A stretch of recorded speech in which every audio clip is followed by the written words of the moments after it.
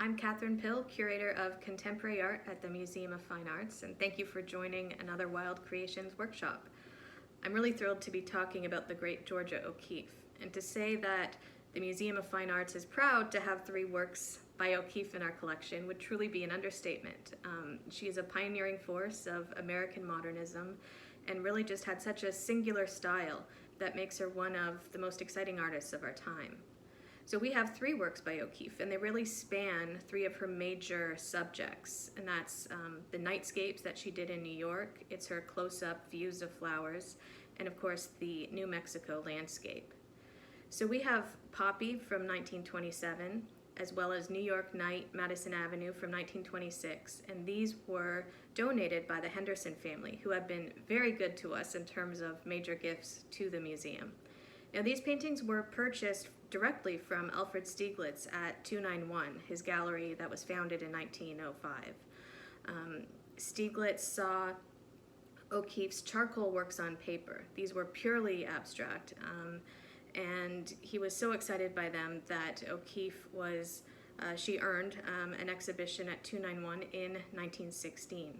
Now, in 1924, Stieglitz and O'Keeffe married, and in 1925, they moved into the Shelton Hotel, which was a 33-story skyscraper in the heart of New York. And after moving there, she was really inspired to paint city scenes, cityscapes, particularly at night.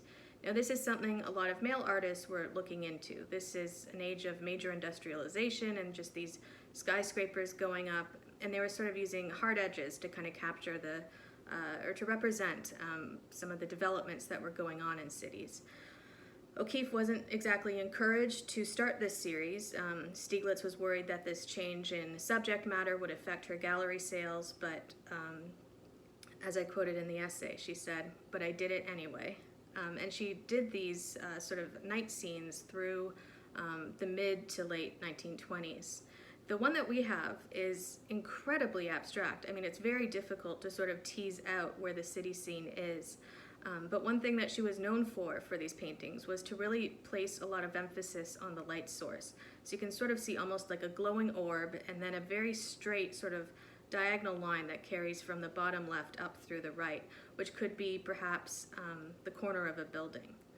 So not only is it one of her night scenes, cityscapes, it's also a very, very good example of the way that she really truly was drawn to abstraction.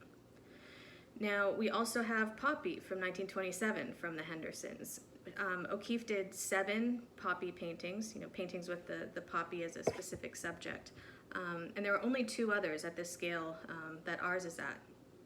Now, O'Keeffe really invited close looking at nature. She wanted people to really stop and pay attention, even at something as seemingly simple as a flower. She was fascinated by their forms, and she really found them to be such a good starting off point for sort of abstract investigations of color and form.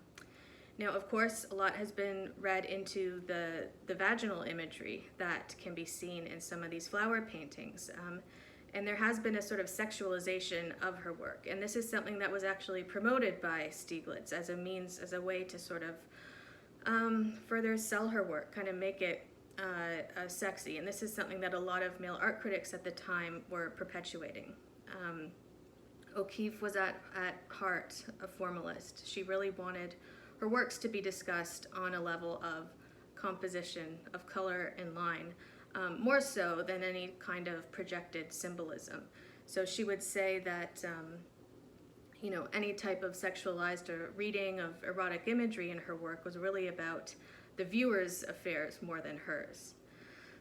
On a bit of a side note, if you are interested in artists really dealing with female sexuality through abstraction, there's a contemporary artist, Loie Hollowell, and she is stylistically indebted to artists like O'Keeffe, but really does embrace the sexual nature of what she's doing. The third painting we've been fortunate enough to accession is Gray Hills Painted Red from 1930, and this was given to us as an anonymous donation in 2010. It's an early example of O'Keeffe's New Mexico landscapes. She first visited New Mexico in 1929. She went to Taos, and she eventually moved there permanently, settling in Abiquiu and having a home and a studio there, as well as Ghost Ranch, which was nearby.